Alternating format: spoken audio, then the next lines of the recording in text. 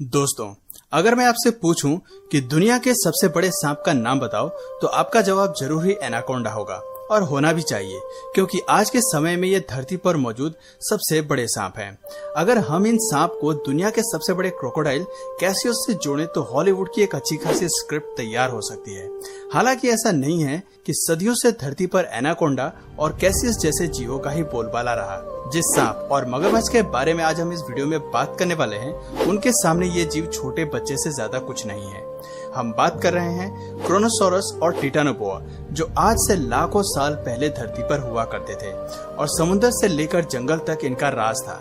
ये प्रजाति धरती पर रहने वाले हर जीव के लिए एक बड़ा खतरा थी। ऐसे में सवाल आता है कि क्या होता अगर ये जीव आज भी धरती पर जिंदा होते, या यूं कहें क्या होता आप और हम जिंदा होते अगर इन जीवों का धरती पर अस्तित्व होता। तो चलिए देखते हैं इस वीडियो में। सबसे पहले बात करते हैं टिटानोबोआ सांप की, जो आज से लगभग 58 मिलियन साल पहले धरती पर मौजूद था और एक्सपर्ट्स की माने तो लगभग 10 मिलियन साल तक ये जीव धरती पर पैदा होने वाले सभी जीवों में सबसे बड़ा और भयानक था। टिटानोबोआ आकार में 43 फीट तक बड़े होते थे और इनका वजन लगभग 1 टन के बराबर होता था। क्या आप सोच भी सकते हैं कि ये सांप कितना विशाल रहा होगा? इनकी लंबाई नापने के लिए अगर आप 2 जिराफ को भी हॉरिजॉन्टली जमीन पर लटकाएंगे, फिर भी टिटानोबोआ की लंबाई ज्यादा होगी। अब जरा टिटानोबोआ और एनाकोंडा के वर्टिब्रा की तुलना करके देखते हैं। एनाकोंडा का वर्टिब्रा इस विशालकाय दानव के सामने कुछ नहीं लगता। इस तुलना से 2 बातें साफ होती हैं कि एनाकोंडा इस विशालकाय सांप के मुकाबले आधा भी नहीं है। ये सांप एक हिप्पोपोटामस को अपना भोजन बनाने का दम रखता है। वहीं 58 मिलियन साल पहले हिप्पोपोटामस नहीं हुआ करते थे। ऐसे में ये जीव मगरमच्छ को अपना भोजन बनाता था। ये बड़ी क्रूरता से अपनी कुंडली में फंसाकर साबुत ही निगल जाता था। क्रूरता की बात की जाए तो क्रोनोसॉरस भी ऐसा खूंखारी शिकारी था जो अपने भोजन को बड़ी बेरहमी से मारता था। हालांकि इसकी लंबाई टिटानोबोआ से कम थी, लेकिन शिकार के मामले में दोनों ही दानव कमाल की ताकत रखते थे। क्रोनोसॉरस के जबड़े में नुकीले दांत थे जो शिकारी को बचने का कोई मौका नहीं देते थे। इसके अलावा क्रोनोसॉरस की लंबाई 33 फीट थी, जो आज के समय में पाए जाने वाले ऑर्का व्हेल से भी ज्यादा है। साथ ही साथ इस जीव का वजन 12 टन के बराबर था। शरीर की बनावट की अगर बात करें तो ये काफी कुछ आज के मॉडर्न क्रोकोडाइल जैसा था, बस इसका आकार कहीं ज्यादा बड़ा था और शरीर भी 4 रिब केज और एक ताकतवर पूंछ के साथ काफी मजबूत था। क्रोनोसॉरस एक शानदार तैराक थे जो पानी के अंदर भी बड़े शातिर तरीके से शिकारी को अपने जबड़े में फंसाकर मारना जानते थे। हालांकि इन दोनों जीवों का एक दूसरे से इनकाउंटर नहीं हुआ, क्योंकि दोनों जीव अलग समय काल से ताल्लुकात रखते हैं। साथ ही दोनों की हैबिटेट में भी काफी अंतर देखने को मिलता है। जहां क्रोनोसॉरस दक्षिणी समुद्र के ठंडे पानी में रहना पसंद करते थे, वहीं टिटानोबोआ गर्म जलवायु के शौकीन थे। इतने अंतर होने के बाद भी इन दोनों में एक चीज समान थी, वो था इनका खौफ। जरा सोचिए, अगर ये दोनों जीव एक साथ इस धरती पर जिंदा होते तो क्या शांति से हमारे बीच रह पाते, या फिर इनका कहर मानव प्रजाति का ही खात्मा कर देता? हालांकि ये एक बड़ा सवाल है, लेकिन टिटानोबोआ अगर धरती पर जिंदा होते तो ये जीव जरूर ही भूमध्य रेखा के ट्रॉपिकल रीजन में देखने को मिलते। यानी कि ये कोलंबिया, ब्राजील, वेनेजुएला और पेरू जैसे देशों की ओर बसते, जहां का तापमान इनके लिए बिल्कुल सटीक है। अगर ऐसा होता तो कोलंबिया और ब्राजील के लोगों को इनकी उपस्थिति को लेकर काफी सतर्क रहना होता। खुद को बचाने के लिए उन्हें अपने घरों में बिजली की तारों से फेंस कराना पड़ता, ताकि ये जीव घर में न घुस पाए। इसके अलावा सोते समय भी उन्हें खुद के पास एक इलेक्ट्रिक गन रखनी पड़ती, जो मुश्किल की घड़ी में उनका साथ देती। जरा सोचिए, इन हालातों में इंसान का जीवन कितनी दहशत में गुजरता।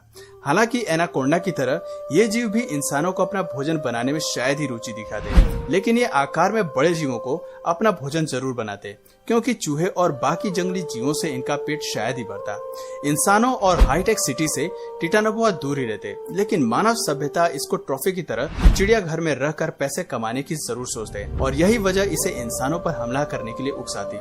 जाहिर सी बात है, ह्यूमन हंटर की निगाहों से टिटानोबोआ भी नहीं बच पाते, जो इसकी खाल को निकालकर अपने फायदे के लिए इस्तेमाल करते। एनिमल किंगडम की बात की जाए तो इतने विशालकाय जीव के होते जंगलों में हड़कंप जरूर मचता और जंगल के राजा का खिताब शेर से छीनकर टिटानोबोआ को आसानी से मिल जाता, जिससे ये किसी भी जीव को अपना भोजन बनाने में जरा भी समय नहीं लगाता। इस स्थिति में हमारे इकोसिस्टम की फूड चेन में काफी उलटफेर होता, जिससे कई जानवर या तो विलुप्त हो जाते या फिर विलुप्त होने की कगार पे होते। इन जानवरों की लिस्ट में सबसे ऊपर नाम whale, shark, giant armadillos, mantis, dolphin, cheetah, tapirs, jaguars जैसे जीवों का होता। इस दानव से खुद को बचाने के लिए शायद एनिमल किंगडम के जीव दूसरे स्थानों की ओर माइग्रेट करते और ट्रॉपिकल फॉरेस्ट टिटानोबोआ का घर बन जाता। लेकिन इस बदलाव का परिणाम ये होता कि जंगल के ज्यादातर इलाकों में एल्गाई पनपती और फ्लोरा फौना कई मायनों में तबाह हो जाती और अमेज़न के जंगल इस बदलाव से सबसे ज्यादा प्रभावित होते। वहीं क्रोनोसोरस की अगर बात करें तो इस विशाल शिकारी का आज की क्लाइमेट कंडीशन में जीवित रह पाना काफी मुश्किल होता, क्योंकि मरीन लाइफ में इसे अपने आकार का भोजन नहीं मिल पाता। डायनासोर के समय में एक टर्टल भी आकार में बड़े टेबल के समान होता था। ऐसे में भोजन की सही खुराक पाने के लिए क्रोनोसोरस तेजी से समुद्री जीवों का शिकार करता और मरीन लाइफ को बुरी तरह से प्रभावित करता। समुद्री कछुए के साथ साथ ये जीव बड़े मैमल्स जैसे व्हेल्स और डॉल्फिन्स को भी अपना शिकार बनाता। इसके रास्ते में जिस भी प्रजाति के जीव आते ये सभी को साबुत निकल जाता। ऐसे में मछलियों की कई प्रजातियां विलुप्त हो जाती। व्हेल्स के विलुप्त होने का गहरा असर जलवायु पर पड़ता, क्योंकि हवा से कार्बन को एक्सट्रैक्ट करने के लिए कोई समुद्री जीव जिंदा नहीं रहता। मछुआरे भी इस जीव के डर से समुद्र में फिशिंग करने से डरते। समुद्र की यात्रा करने वाले शिप्स को भी काफी मजबूत बनाना पड़ता ताकि क्रोनोसोरस के जबड़े इसे नुकसान न पहुंचा पाए। बीच पर सनबाथ का मजा लेने के बारे में तो भूल ही जाएं, क्योंकि ये दानव इंसानों को समुद्र के पास भी नहीं फटकने देता। इससे टूरिज्म को भारी नुकसान झेलना पड़ता। साउदर्न सी के सभी सी ट्रेड हमेशा के लिए ठप पड़ जाते। ऐसे में ये जीव मानव प्रजाति के लिए एक श्राप साबित होता। क्रोनोसोरस ठंडी जलवायु का जीव है जिन्होंने धरती पर लाखों साल पहले राज किया। हालांकि पृथ्वी के बढ़ते तापमान और ग्लोबल वार्मिंग के साथ इस जीव का धरती पर लौटना नामुमकिन है, लेकिन वैज्ञानिक मानते हैं कि विलुप्त हुए कई जीव धरती पर वापस लौट सकते हैं, जिनमें से एक नाम टिटानोबोआ सांप का भी आता है। दरअसल ये जीव 32 डिग्री सेल्सियस की औसत तापमान में जिंदा रहते हैं। ऐसे में संभावनाएं बनी हुई हैं कि आने वाले समय में ये जीव धरती पर दोबारा लौट सकते हैं, क्योंकि ग्लोबल वार्मिंग के चलते धरती गर्म हो रही है। हालांकि ऐसी परिस्थितियों को बनने में लाखों साल लग सकते हैं, लेकिन ये दानव धरती पर दोबारा वापस लौटने का दम रखते हैं। खैर, ये भी एक बड़ा सवाल है कि लाखों साल तक इंसान धरती पर अपना अस्तित्व बनाए रखने में कामयाब रहते हैं या नहीं। दोस्तों, आज की वीडियो में बस इतना ही। अगर इस वीडियो से आपको कुछ नया जानने या सीखने को मिला तो प्लीज इस वीडियो को एक लाइक करके अपने फ्रेंड्स और फैमिली में इसे जरूर शेयर करें। और यदि आप इस चैनल पर नए हैं तो प्लीज इस चैनल को सब्सक्राइब करके बेल नोटिफिकेशन आइकन को ऑन कर लीजिए, ताकि हमारे आने वाले वीडियोस आप मिस न करें। मिलते हैं फिर किसी वीडियो में नए टॉपिक के साथ। तब तक के लिए नमस्कार।